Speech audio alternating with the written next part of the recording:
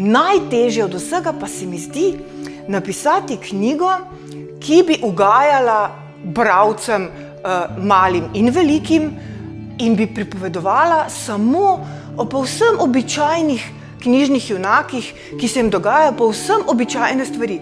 Nič pretresljivega, nič velikega. S svojimi učenci sem napisala knjigo Kakšne barve je tema in pomagali so jo ilustrirati tudi moji učenci, slepi z ostankom vida in pa slabovidni.